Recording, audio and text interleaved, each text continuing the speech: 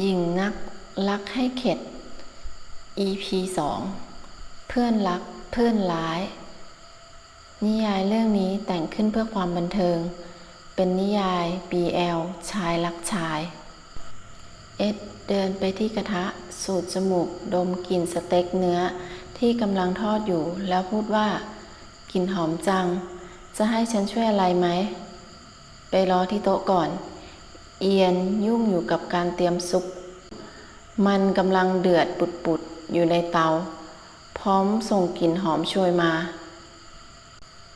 เอ็ดรู้สึกแปลกใจที่ค่ำวันนี้เอียนลงมือทำอาหารเองปกติพวกเขาจะทานแต่อาหารสำเร็จรูปวันนี้มีอะไรพิเศษเหรอเอ็ดถาม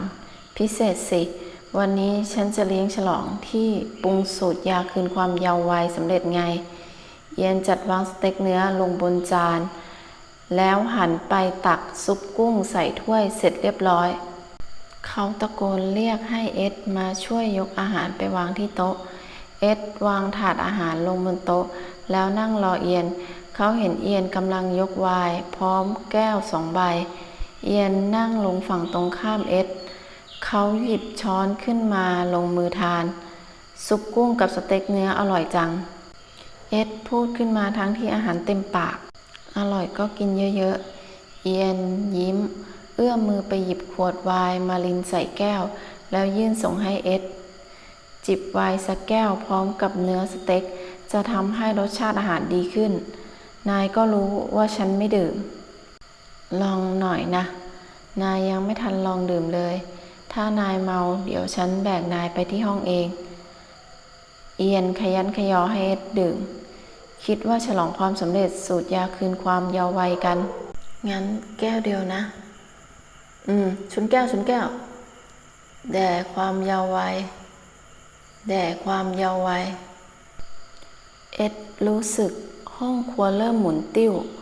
เขาไม่สามารถเข้าใจได้ว่าเกิดอะไรขึ้นกับเขาเพ่งเสียงแก้วไวน์ตกแตกเอ็ดถามด้วยน้ำเสียงแหบแห้งนายใส่อะไรในแก้วไวน์ของฉันใบหน้าของเอ็ดแดงก่ำร่างทั้งร่างของเอ็ดร้อนราวกับมีไฟสุมความเจ็บปวดเข้ามาถาโถมเอ็ดไม่สามารถพยุงร่างกายตัวเองต่อได้ร่างทั้งร่างล้มลงเอียนนั่งคุกเข่าอยู่ข้างๆเอ็ดแล้วตบหน้าเอ็ดเบาๆไม่ต้องห่วงหรอกนายไม่ถึงตายหรอกฉันรับรองเสียงกระซิบของเอียนที่ข้างหูเอ็ดส่งเสียงในลำคอทำไม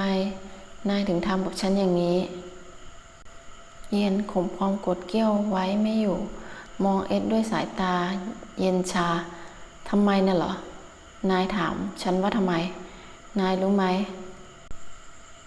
ว่าตั้งแต่นายมาปรากฏตัวชีวิตทั้งชีวิตของฉันมันก็พังจากที่เคยเป็นที่1มาตลอดกลับต้องมาเป็นที่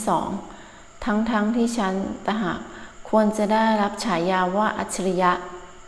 แต่กลับเป็นนายมันยิ่งทำให้ฉันทั้งโกรธทั้งเกลียดนายมาก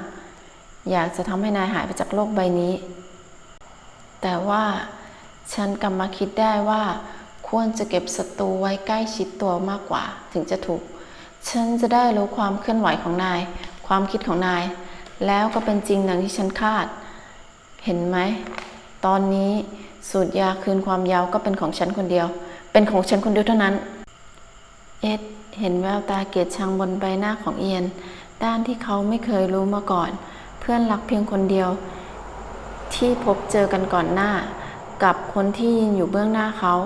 สามารถเปลี่ยนแปลงไปได้อย่างร้ายกาจอย่างที่เขาไม่อาจเข้าใจ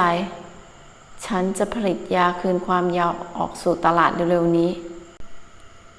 นายยังไม่รู้ถึงผลข้างเคียงของยาตัวนี้นายจะผลิตมันออกมาไม่ได้นะฉันต้องสนใจผลข้างเคียงด้วยเหรอมีคนอื่นอีกมากมายที่อยากจะกลับไปเป็นหนุ่มสาวยาตัวนี้จะช่วยคนสูงอายุไว้เป็นแสนคนเอ็ดรู้สึกตัวเย็นวาบไปทั้งตัวสีหน้าที่เอียนมองเป็นสีหน้าเย็นชาและเต็มไปด้วยความเกลียดชังยาคืนความเยาว์วัยเป็นยาที่มีประสิทธิภาพที่สุดที่ฉันคิดค้นหรือจะบอกว่าพวกเราดีล่ะแ แต่ต่อไปไม่มีนายยาสูตรนี้ก็ต้องเป็นของฉันอยู่ดี ฉันจะเริ่มผลิตออกสู่ท้องตลาดทันทีที่นายตื่นขึ้นมาใหม่ นายควรคิดถึงความปลอดภัยของผู้ใช้ยาสูตรนี้ด้วย ฉันว่ายาตัวนี้ต้องปรับปรุงอีก ปรับปรุงหรือ นายต้องการถ่วงเวลาฉันนะสิ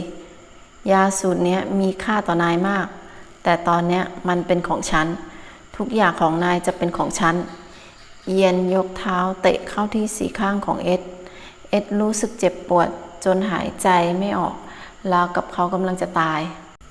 ฉันต้องไปละ ลาก่อน ฮ่าฮ่าฮ่าเอ็ดมองเงาที่เคลื่อนออกไป เปลือกตาทั้งสองข้างค่อยๆปิดลง เสียงโทรศัพท์มือถือดังขึ้น ฮัลโหล ผมจัดการเรียบร้อยแล้ว เรื่องที่เราตกลงกันไว้ ผมหวังว่าคุณจะไม่ผิดสัญญา กด Subscribe กดไลค์ กดแชร์